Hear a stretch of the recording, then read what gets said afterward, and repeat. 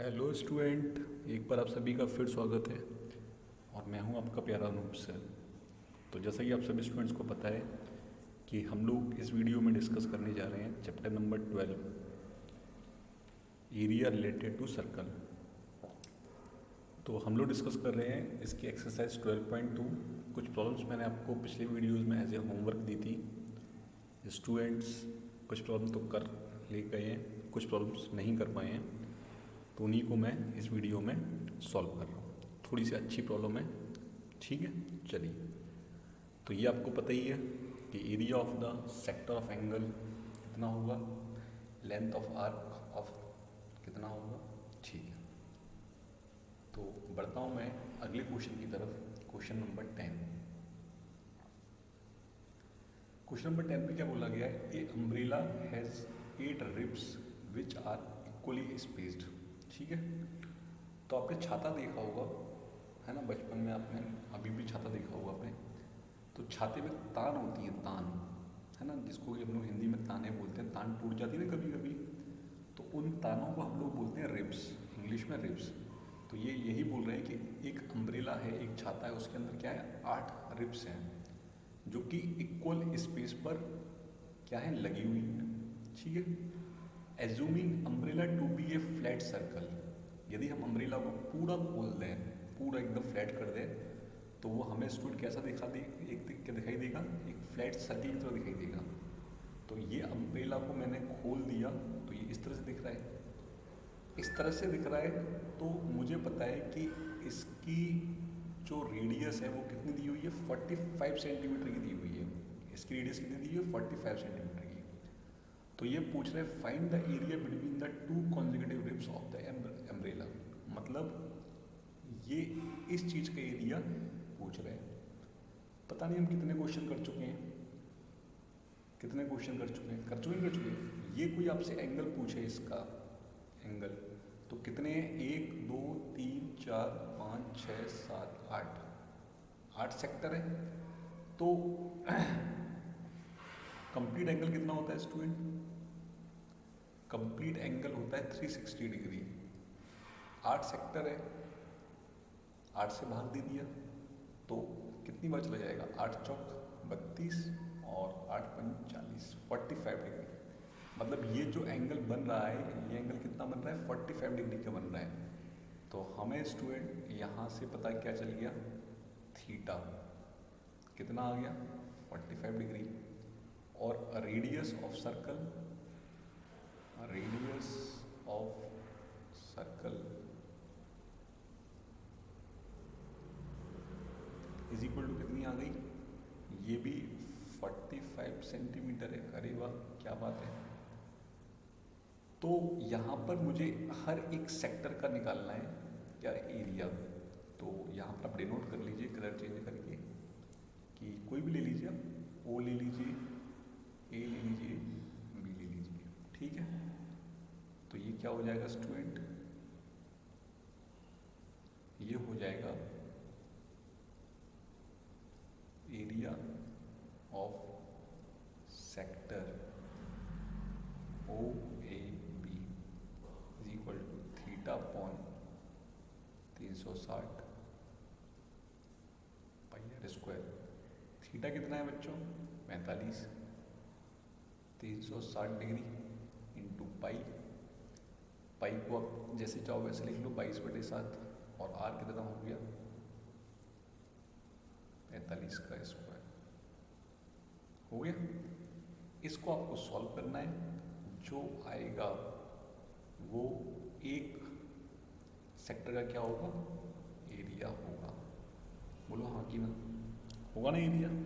चलिए इसको सॉल्व कर लेना बच्चों, मैं फिर बता रहा हूँ। नेक्स्ट क्वेश्चन, नेक्स्ट क्वेश्चन में क्या बोला गया है student, a car has 2 wiper.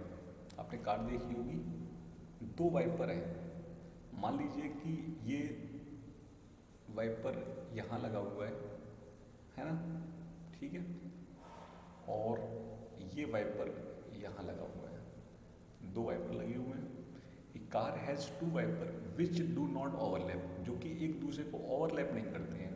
बहुत अच्छी बात है। Each wiper has a blade of length 25 centimetre sweeping through an angle of 115 degree. तो ये बोल रहे हैं कि ये जो ब्लेड है, वाइपर का ये जो ब्लेड है, इसकी लंबाई कितनी है? 25 सेंटीमीटर है। इसकी लंबाई कितनी है बच्चों? 25 सेंटीमीटर है। और ये जब वाइप करता है शीशे के ऊपर, तो ये करता है 110-115 डिग्री तक करता है ये, 115 डिग्री तक।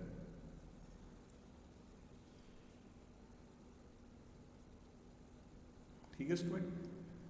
तो अब ये बोल रहे हैं कि यदि इस तरह से ये वाइप करता है तो ये कितने एरिया को वाइप कर देगा? यही तो एरिया होगा। तो इन्होंने टोटल एरिया पूछा है दोनों वाइपरों के द्वारा, और कभी भी दोनों वाइपर एक दूसरे को ओवरलैप करेंगे नहीं। ठीक है, चलो कैसे कर लेंगे हम इसको? करते आ रहे हैं अभी तक। गिवन क्या गिवन है? थीटा कितना है? 115 डिग्री। रेडियस कितना गिवन है? रेडियस ऑफ सर्कल, सर्कल ना बोलते हो आप वाइपर भी बोल सकते हो, कुछ भी बोल सकते हो, वो गिवन है 25 सेंटीमीटर। ठीक है। तो area of segment, area of sector, area of sector मान लीजिए यहां पर O A B O P Q. ठीक है, ये मान लेते हैं। तो area of sector O A B is equal to O P Q is equal to theta upon 360 pi are square.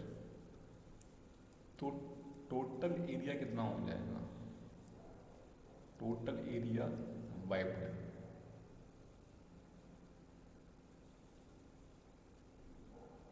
Is equal to 2 times theta upon 360 into pi are square. तो ये लिखा 2, थीटा कितना है? 115, 360, पाई कितना है? 22/7, are कितना है? 25। ये जो आएगा एरिया, ये कंप्लीट आंसर होगा। ये जो एरिया आएगा ये क्या होगा? कंप्लीट आंसर होगा। ठीक है स्टूडेंट, लिख लीजिए इसको, बना लीजिए इसको। ठीक है, 2 इंटू, अब बस केवल आपको उसको सॉल्व भी करना है। 2 टाइम्स क्यों किया? क्योंकि मुझे दोनों का एरिया निकलना है टोटल। ठीक है, आई होप ये समझ में आया होगा आपको। चलता हूँ अगले क्वेश्चन पर। अगला क्वेश्चन थोड़ा सा हट करके है, इसमें हमें थोड़ा सा फाइट करनी पड़ेगी। ठीक है, तो फाइट क्या करनी पड़ेगी स्टूडेंट? थोड़ा सा मैं आपको बता देता हूँ पहले से ही। ये सर्कल दिख रहा है आपको, मैं भी क्वेश्चन ही पढ़ रहा हूँ, केवल मैं आपको फिगर दिखा रहा हूँ। ये सर्कल दिख रहा है, सर्कल में एक होगा सेंटर, मान लिया। सेंटर से ये होगी रेडियस, मानते हो? ये बात तो मानते हो ना?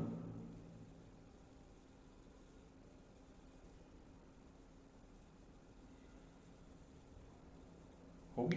चलो, अब मैंने 1 2 3 4 5 6 इक्वल पार्ट में डिवाइड कर दिया।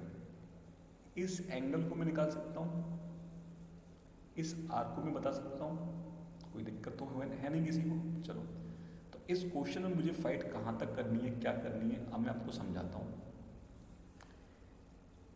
सबसे पहले मैं थोड़ा सा इसको कंप्लीट कर देता हूँ। चलो पहले पढ़ लेता हूँ। A round table cover has 6 equal design. एक राउंड टेबल है, उस पर एक कवर है, has 6 equal design. 6 equal design दिख रही है आपको, डॉटेड वाली है ना, ब्लैक कलर से।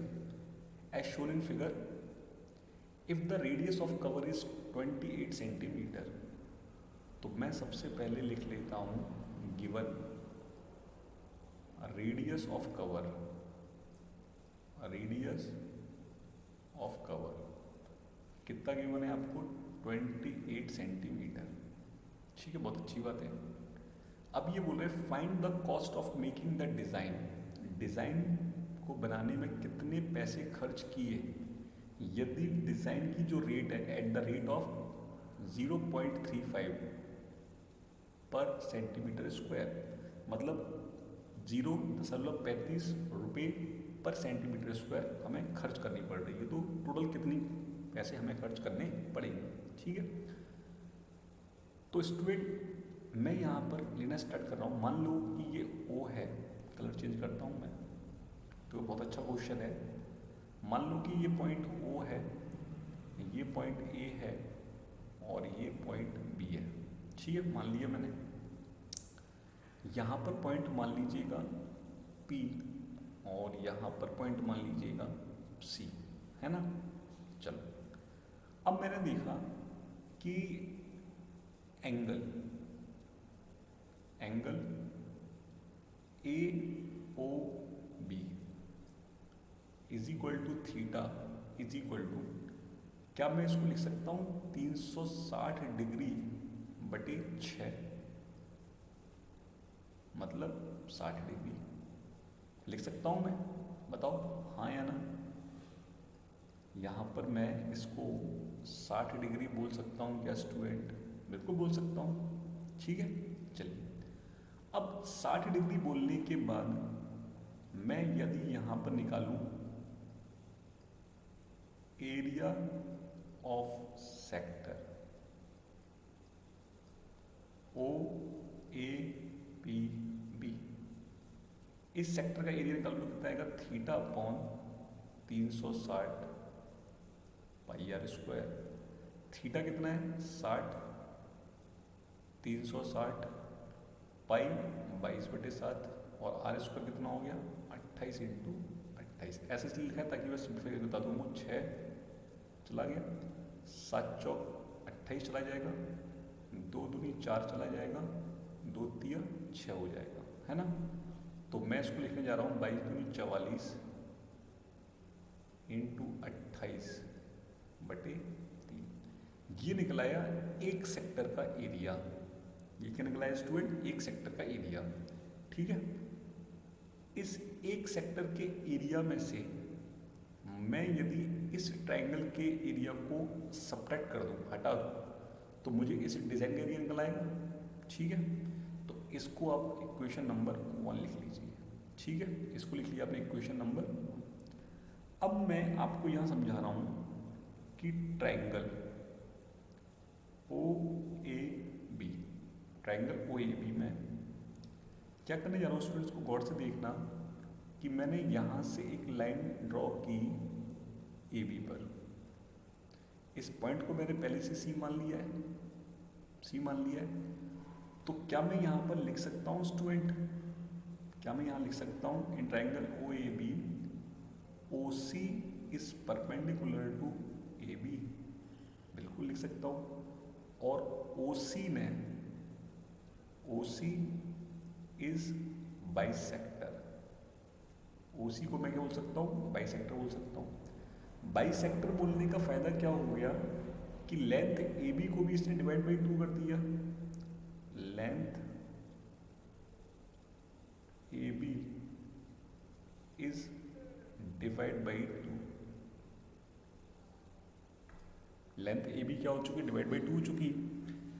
और जो एंगल बन रहा है वो भी क्या हो चुका है, आधा हो चुका है। ठीक है, तो थोड़ा सा मैं इधर यहाँ पे रेफर करता हूँ और चीज़ें आपको दिखाता हूँ आगे की तरफ।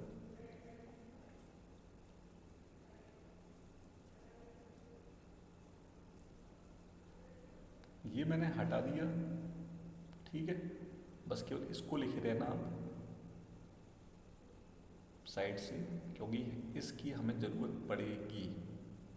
ठीक है, चलो, तो अब मैंने देखा यहाँ पर कि triangle O A C is similar to triangle O C B. होगा ही होगा, बिल्कुल होगा। और इन दोनों के बीच में जो एंगल मुझे दिख रहा है, मुझे अब जो एंगल दिख रहा है मैं आपको भी दिखा देता हूँ कि ये आर तो कितनी है 28, लेकिन ये जो एंगल है ना, ये एंगल हो चुका है 30 डिग्री, और ये एंगल कितना है 90 डिग्री, क्योंकि परपेंडिकुलर है, अभी प्रूफ कर लिया। तो इस एंगल के अपोजिट डायरेक्शन में क्या हो चुकी है, परपेंडिकुलर, और इससे लगी हुई क्या हो चुकी है, बेस हो चुकी है। ठीक है, तो मुझे निकालना है AC, मुझे निकालना है AC, तो परपेंडिकुलर और हाइपोटेनियस। तो मैं यहाँ लिख लेता हूँ सबसे अच्छी बात कि पंडित जी को तो बुलाया ही नहीं आपने, पंडित बद्री प्रसाद। पंडित बद्री प्रसाद जब तक नहीं आएंगे तो हर हर भोले कौन बोलेगा। ठीक है, हर हर भोले कौन बोलेगा। तो स्टूडेंट यहाँ पे इंटरेस्टिंग बात ये चल रही है कि ये एज भी तो 28 ही है ना, क्योंकि ये सॉरी ये नहीं है 28, सॉरी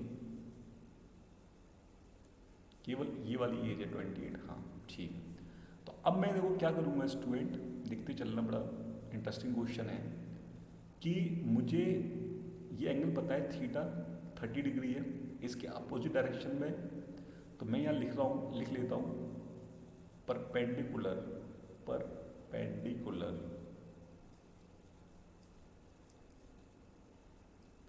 इज इक्वल टू क्या हो चुका है, AC इज इक्वल टू कुछ नहीं, और बेस क्या हो चुका है स्टूडेंट, बेस हो चुका है हमारा OC, है ना। चलो, तो अब मुझे, मैं यहाँ पे शॉर्टकट में परपेंडिकुलर और शॉर्टकट में बेस लिख देता हूँ। तो और मुझे हाइपोटेनियस पता है, मुझे हाइपोटेनियस, मुझे H हाइपोटेनियस, हाइपोटेनियस पता है, वो कितना है OA, और वो मुझे गिवन है 28 सेंटीमीटर। तो परपेंडिकुलर अपॉन हाइपोटेनियस लगा सकता हूँ मैं, इसका मतलब मैं यहाँ लिख सकता हूँ sine 30 degree is equal to perpendicular कितना है AC अपॉन हाइपोटेनियस कितना है मेरा 28। इसका मतलब AC इज इक्वल टू मेरा कितना आ जाएगा 28, और साइन 30 कितना होता है 1/2, तो ये आ गया मेरा 14। AC इक्वल टू कितना आ गया स्टूडेंट, मेरा 14 आ गया। चलो, अब मैं क्वेश्चन की एंड की तरफ मूव कर रहा हूँ। कैसे कर रहा हूँ उसको समझना, कि मैंने AC निकाल लिया, तो अब मैं बेस और हाइपोटेनियस का यूज़ करके, बेस और हाइपोटेनियस का यूज़ करके तो कर सकता हूँ। तो cos 30 is equal to base कितना है OC अपॉन हाइपोटेनियस कितना है 28। तो OC इज इक्वल टू कितना आ गया, ये आ गया 28, और cos 30 कितना होता है, cos 30 कितना होता है √3/2, √3/2। तो क्या मैं इसको 14 इंटू √3 लिख सकता हूँ। ठीक है, अब ये मेरे लिए बहुत दो इंपॉर्टेंट मेजर चीज़ आ गई है। मैं क्या करने वाला हूँ कि ट्राइंगल OAB एरिया क्या होगा 1/2 इंटू बेस, बेस क्या हो चुका है AB इंटू हाइट, हाइट क्या हो चुकी है OC। तो 1/2 AB कितना हो जाएगा, AC का दुगना हो जाएगा, तो ये हो गया 28, और OC आपको दिया हुआ है 14√3, 2 से ये कट गया 14 बार। ठीक है, चलिए, तो अब ये क्वेश्चन मेरा फिनिश एंड पर आ गया। इसको मैंने यहाँ से हटाया, इसको मैंने यहाँ से हटा दिया, सब कुछ हटा दिया, और अब आप लिख लीजिए फाइनली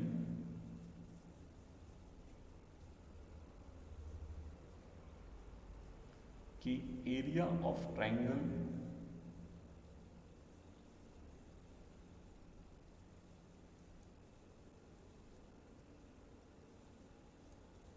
ये लिख लीजिए आप, ये कितना हो जाएगा 14 का square root 3, equation number 2।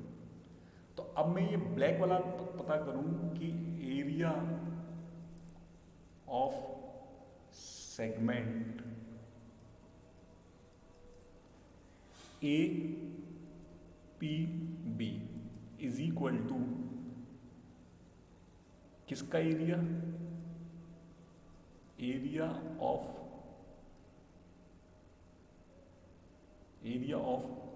O A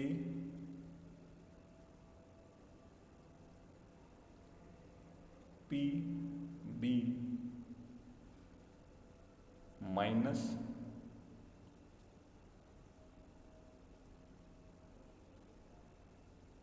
area of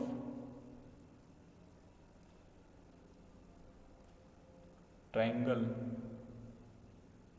area of triangle O A B. ठीक है, तो ये कितना आ जाएगा स्टूडेंट, इसको करेंगे हम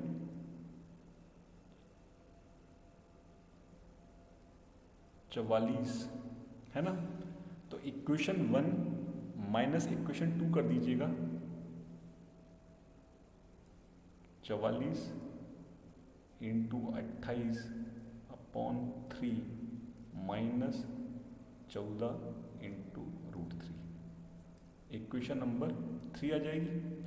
और चूंकि ऐसे 1 2 3 4 5 6 एरिए हैं, तो टोटल एरिया कितना आ जाएगा, 6 इंटू ये पूरा का पूरा कॉपी पेस्ट कर दीजिए, 44/3 इंटू 28 माइनस 14 रूट 3 आ जाएगा। और इस डिज़ाइन का टोटल एरिया ये आ गया। तो आपको कितना पैसा खर्च करना पड़ रहा है 1 सेंटीमीटर स्क्वायर पे, 0.35। तो टोटल पे कितना करना पड़ेगा, 0.35 से मल्टीप्लाई कर दीजिए, 0.35 से मल्टीप्लाई कर दीजिए। तो ये जो आंसर आएगा, ये आंसर आएगा फाइनल आंसर, ये जो आंसर आएगा ये आएगा फाइनल आंसर। ठीक है स्टूडेंट, तो इसको आप लोग कर लीजिएगा। ठीक है, मैंने काफ़ी आपको हिंट दे दी, बता दिया। और जो वैल्यू आएगी वो रुपीज़ में आएगी, जो वैल्यूज़ आएगी वो आपकी रुपीज़ में। ठीक है स्टूडेंट, तो आई होप आपको ये क्वेश्चन समझ में आया होगा। मिलता हूँ मैं आपसे अगली वीडियो में, तब तक अपना ख्याल रखिए, टेक केयर, बाय बाय।